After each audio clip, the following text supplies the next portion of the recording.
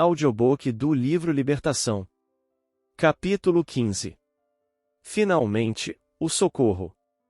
Entusiasmado com a atuação do nosso instrutor, Saldanha entregou-se a gestos de humildade quase ingênua, e tanto ele quanto Leôncio passaram a cooperar ativamente conosco nos preparativos em benefício da solução que buscávamos. Ambos solicitaram continuidade do mesmo quadro ambiente, para não acordarmos, contra nós, desavisadamente, a fúria das entidades ignorantes que se mantinham em posição contrária à nossa.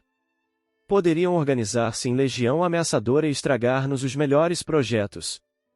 Conheciam processos de auxílio, iguais àquele em que funcionávamos e permaneciam informados quanto ao potencial da zona inimiga, do centro da qual poderiam surgir, de imediato, centenas de adversários, em massa, contra aquela instituição doméstica menos preparada a resistir um cerco de semelhante jaez. Ouvindo-lhes os pareceres, atentei para a situação de Gaspar, sem dissimular minha justificada estranheza.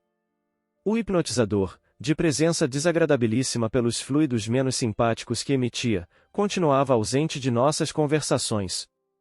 O próprio olhar, quase vítreo, incapaz de fixar-nos, dava ideia de paralisia da alma, de petrificação do pensamento.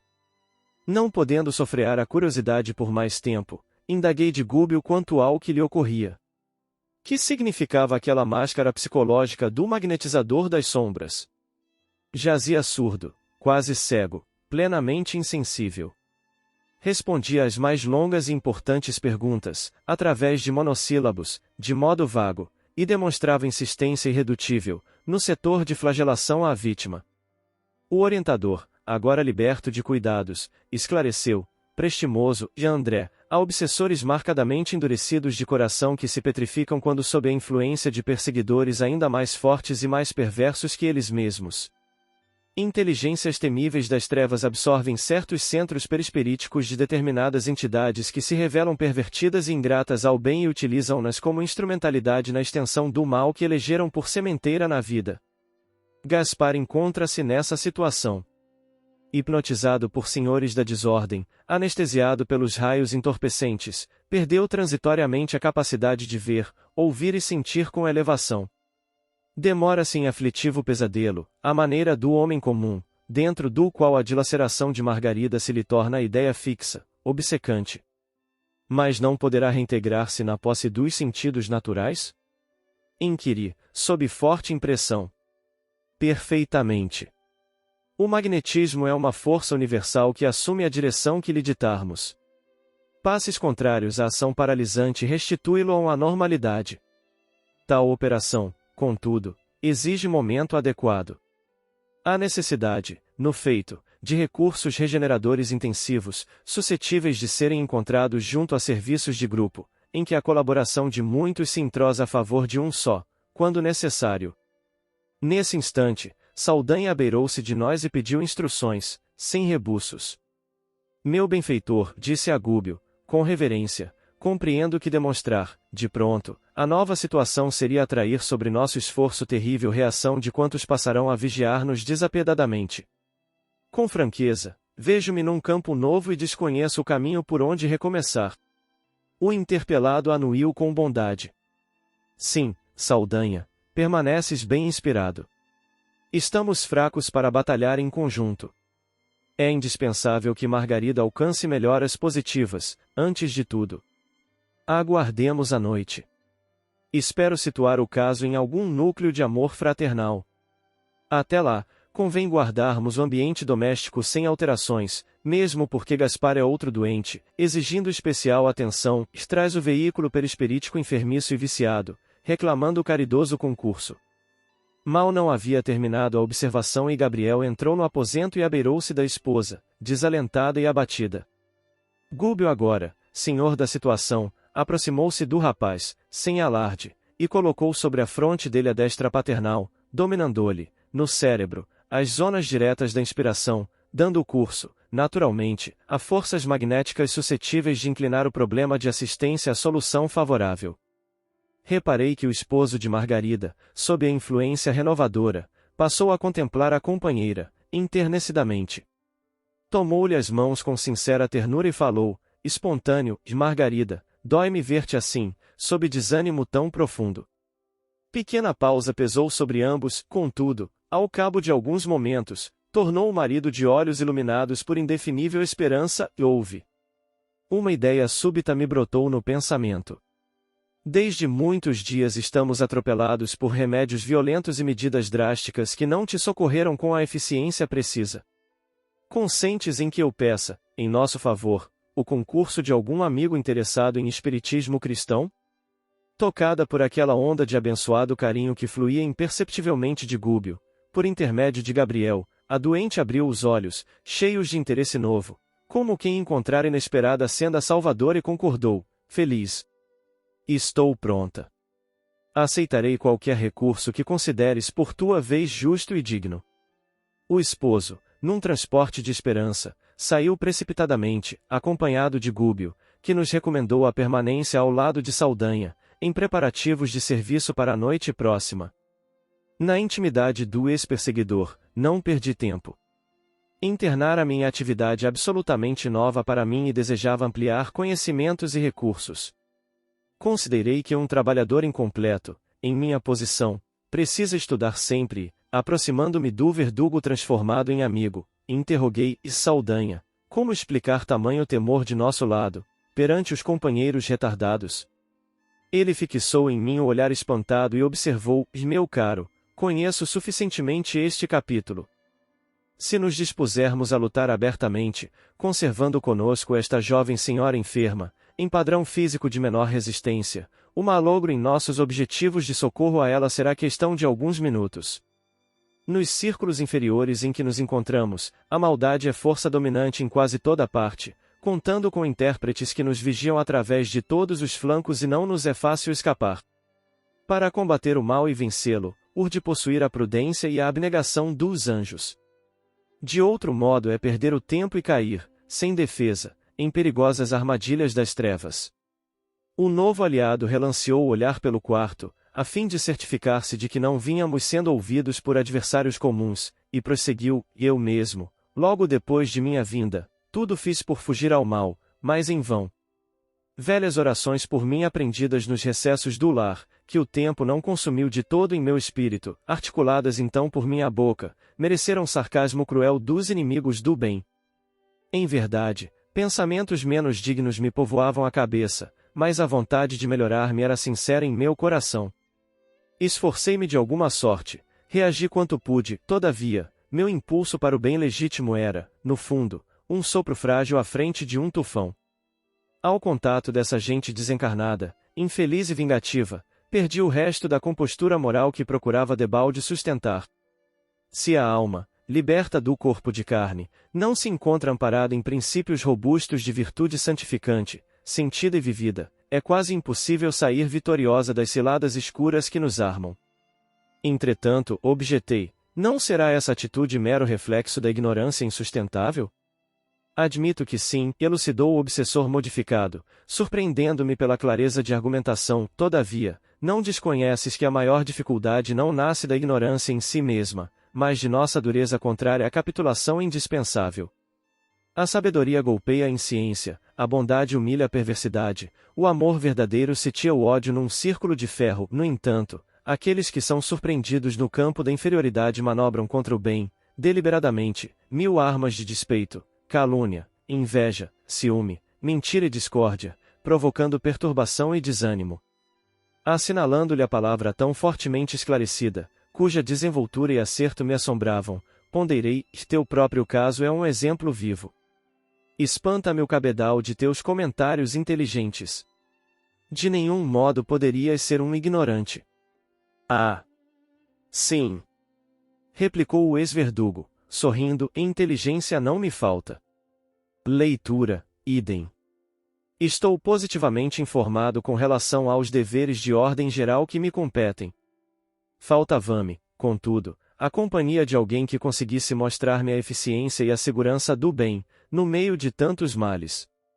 Imagina um esfomeado a ouvir discursos. Acreditas que as palavras lhe satisfaçam as exigências do estômago? Isso foi precisamente o que me ocorreu. Preocupado com a esposa e a nora, desencarnadas em terrível desequilíbrio, atormentado pelo filho louco e pela neta em perigo, não havia espaço mental em minha cabeça para simplesmente louvar teorias salvadoras. O benfeitor Gúbio, no entanto, demonstrou-me que o bem é mais poderoso que o mal. Isto para mim bastou, a saciedade. Nas dúvidas, o esclarecimento benéfico traduz verdadeira caridade. Reparou em derredor, com extrema desconfiança no olhar, e acentuou, e sei, porém, de experiência própria, quem são os revoltados em cuja equipe trabalhei até ontem. Francamente, ainda não sei com certeza que será de mim mesmo. Perseguir-me-ão sem tréguas. Se puderem, conduzir-me-ão ao vale de miséria e penúria. Noto, contudo, que transformação salutar me possui agora o espírito. Convenci-me de que o bem pode vencer o mal e espero que o nosso instrutor não me abandone. Ainda que eu sofra, a ele acompanharei. Não pretendo regressar ao repugnante caminho percorrido. Leôncio, que nos fitava atencioso, registrando-nos a conversação, asseverou por sua vez que eu também não mais posso servir nas fileiras da vingança. Estou farto. Hipotequei aos dois nossa simpatia e prometi-lhes, em nome de nosso orientador, que lhes não faltaria acolhimento em plano superior. Sorriam satisfeitos, quando Gúbio retomou ao compartimento da enferma, notificando que o problema fora resolvido. Margarida e o esposo compareceriam na noite próxima a uma reunião familiar, importante setor de socorro mediúnico. A doente encarnada e Gaspar, o hipnotizador traumatizado, receberiam recursos eficientes. Com ansiedade, aguardamos o anoitecer. De quando em quando, Gúbio colocava a destra sobre a fronte da enferma, como a acentuar-lhe a resistência geral. Por volta de 20 horas, um automóvel recebia o casal, que se fez acompanhado por nós e pelo grande número de alvoides, ainda ligados à cabeça da enferma, sob processo de imantação. Saldanha tivera o cuidado de despistar todos os companheiros perturbadores que intentavam seguir-nos. Tranquilizou-os com palavras amigas, afirmando, aliás com muita razão, que o assunto vinha sendo bem tratado. Alcançando confortadora vivenda, fomos admiravelmente recebidos. O Sr. Silva, dono da casa, acolheu Gabriel e a esposa com inequívocas demonstrações de carinho, e Sidônio, o diretor espiritual dos trabalhos que se realizariam, estendeu-nos braços fraternais. Lá dentro, 4 cavalheiros e 3 senhoras, os componentes habituais do círculo doméstico, ao que fomos informados, passaram a trocar ideias com os visitantes, reanimando-os e instruindo-os, até que o relógio indicasse o momento exato para os serviços da noite. A indagação de Gúbio, Sidônio esclareceu, muito seguro, que nosso agrupamento produz satisfatoriamente, entretanto, poderia levar a efeito mais ampla colheita de bênçãos se a confiança no bem e o ideal de servir fossem mais dilatados em nossos colaboradores no plano físico. Sabemos que a instrumentalidade é essencial em qualquer serviço. O braço é intérprete do pensamento, o operário é complemento do administrador, o aprendiz é veículo do mestre. Sem companheiros encarnados que nos correspondam aos objetivos da ação santificante, como estabelecer a espiritualidade superior na crosta da terra? Efetivamente, encontramos irmãos dispostos ao concurso fraternal, embora, forçoso é dizer, a maioria espera mediunidade espetacular, a fim de cooperar conosco. Não procuram saber que todos somos médiuns de alguma força boa ou má, em nossas faculdades receptivas. Não aceitam as necessidades do serviço que nos aconselham a buscar desenvolvimento substancial na autoiluminação, através do serviço aos nossos semelhantes, e tocam a exigir dons medianímicos, quais se fossem dádivas milagrosas a serem transmitidas graciosamente àqueles que se lhes candidatam aos benefícios, por intermédio da antiga varinha de condão. Esquecem-se de que a mediunidade é uma energia peculiar a todos, em maior ou menor grau de exteriorização, energia essa que se encontra subordinada aos princípios de direção e à lei do uso, tanto quanto a enxada que pode ser mobilizada para servir ou ferir, conforme o impulso que a orienta, melhorando sempre, quando em serviço metódico, ou revestindo-se de ferrugem asfixiante e destrutiva, quando em constante repouso. Nossos amigos não percebem o valor de uma atitude desassombrada e permanente de fé positiva, dentro do caminho louvável, haja o que houver, e, não obstante cuidarmos devotadamente da crença deles, com a mesma ternura consagrada pelo lavrador vigilante à plantinha tenra que encerra a esperança do porvir, basta que espíritos perturbadores ou maliciosos os visitem, sutis, à maneira de melros num arrozal, e lá se vão os germens superiores que lhes confiamos, incessantemente, ao solo do coração. De um instante para outro, duvidam de nosso esforço, desconfiam de si mesmos, cerram os olhos ante a grandeza das leis que os cercam nos ângulos da natureza terrestre, e as energias mentais que deveriam centralizar em construção ativa e santificante, com vistas ao aprimoramento próprio, são desbaratadas quase que diariamente pela argumentação mentirosa de espíritos ingratos e menos permeáveis ao bem. Verificando-se espontânea parada, aventurei-me a considerar e a referência abrange um grupo assim tão harmoniosamente constituído quanto este? Será crível que o conjunto organizado sobre propósitos tão sadios dê guarida fácil às forças deprimentes? O diretor da casa sorriu bem-humorado e respondeu com franqueza, e sim, coletivamente considerando, reúnem-se agora, sob este teto amigo, e procuram-nos a companhia espiritualizante. Isto, porém, acontece por 6 horas, nas 168 horas de cada semana.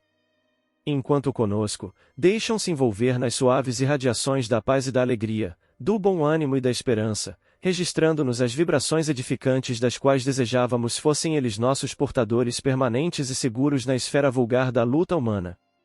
Todavia, tão logo se encontram a pequena distância de nossas portas, aceitam ou provocam milhares de sugestões sutis, diferentes das nossas. Choques de pensamentos adversos ao nosso programa, nascidos da mente de encarnados e desencarnados, vergastam-nos sem piedade. Raros se capacitam de que a fé representa bênção suscetível de ser aumentada, indefinidamente, e fogem ao serviço que a conservação, a consolidação e o crescimento desse dom nos oferecem a todos. Além disso, quando esse ou aquele irmão revela disposições mais avançadas para servir a bem de todos, em favor do império da luz, costuma ser imediatamente visitado, nas horas de sono físico, por entidades renitentes na prática do mal, interessadas na extensão do domínio das sombras, que lhe desintegram convicções e propósitos nascentes com insinuações menos dignas. Quando o espírito do trabalhador não está convenientemente apoiado no desejo robusto de progredir, redimir-se e marchar para frente. A exposição era muito interessante e tudo faria a benefício de mais amplas elucidações ao assunto, mas o relógio marcava o momento de nossa cooperação ativa e pusemo-nos em forma. Para os trabalhos da reunião que congregava 9 pessoas terrestres, 21 colaboradores espirituais se movimentaram em nosso círculo de ação. Gúbio e Sidônio, em esforço conjugado, efetuaram operações magnéticas ao redor de Margarida, desligando finalmente os acorpos ovoides a que foram entregues a uma comissão de 6 companheiros que os conduziram, cuidadosamente, a postos socorristas. Logo após, enquanto a prece e os estudos evangélicos se faziam ouvir, dentro das contribuições de nosso círculo, grande cópia de força nêurica, com a devida compensação em fluidos revigoradores de nossa esfera, foi extraída, através da boca, narinas e mãos dos assistentes encarnados, força essa que Gúbio e Sidônio aplicaram sobre Margarida e Gaspar, no evidente intuito de restaurar-lhes as energias perispiríticas. A jovem senhora passou a demonstrar abençoados sinais de alívio e Gaspar, de impassível que se achava, pôs-se a gemer, qual se houver acordado de intenso e longo pesadelo. A essa altura, nosso orientador preparou Dona Isaura, senhora daquele santuário doméstico e médium do culto familiar, adestrando-lhe a faculdade de incorporação, por intermédio de passes magnéticos sobre a laringe, em particular, sobre o sistema nervoso. Quando a hora de amor cristão aos desencarnados começou a funcionar, os orientadores trouxeram Gaspar à organização medianímica, a fim de que pudesse ele recolher algum benefício, ao contato dos companheiros materializados na experiência física, que lhe haviam fornecido energias vitalizantes, tal como acontece às flores que sustentam, sem perceber, o trabalho salutar das abelhas operosas. Reparei que os sentidos do insensível perseguidor ganharam inesperada percepção. Visão, audição, tato e olfato foram nele subitamente acordados e intensificados. Parecia um sonâmbulo, despertando. À medida que se lhe casavam as forças às energias da médium, mais se acentuava o fenômeno de reavivamento sensorial. Apossando-se provisoriamente dos recursos orgânicos de Dona Isaura, em visível processo de enxertia psíquica, o hipnotizador gritou e chorou lamentosamente. Misturou blasfêmias e lágrimas, palavras comovedoras e palavras menos dignas, entre a penitência e a rebeldia. Escutando agora, com aguçada sensibilidade, conversou detidamente com o doutrinador. O Sr. Silva, marido da médium, fez sentir a necessidade de renovação espiritual em edificante lição que nos tocava as fibras mais íntimas, e depois de 60 minutos de exaustivo embate emocional, Gaspar foi conduzido por 2 servidores de nossa equipe ao lugar que lhe correspondia, isto é, a posição de demente com retorno gradativo à razão. Findos os serviços ativos, a reunião foi encerrada, notando-se que imensa alegria transbordava de todos os corações. Margarida estava, enfim, aliviada e, em pranto, pedia ao esposo agradecesse, de viva voz, as dádivas recebidas. Gúbio, porém, vendo Saldanha espantadiço, obtemperou, o triunfo essencial ainda não veio. Margarida recebeu amparo imediato, mas precisamos agora socorrer-lhe a casa, até que ela mesma incorpore a própria individualidade, em caráter definitivo, os benefícios aqui recolhidos. Sorriu bondosamente e acrescentou: para que uma planta seja efetivamente preciosa, não basta que esteja bela e perfumada na estufa protetora. É necessário receber o auxílio externo, consolidando a resistência própria, de modo a produzir utilidades no bem comum. E passando a entender-se com Sidônio, aceitou a colaboração, por 10 dias sucessivos, de 12 companheiros espirituais incorporados ao agrupamento destinado a reforçar as atividades defensivas na moradia de Gabriel, de vez que, segundo Saldanha e Leôncio, do dia seguinte em diante, teríamos guerra aberta com os assalariados de Gregório, que viriam naturalmente sobre nós, temíveis e insistentes. Fim do capítulo. Obrigado por assistir.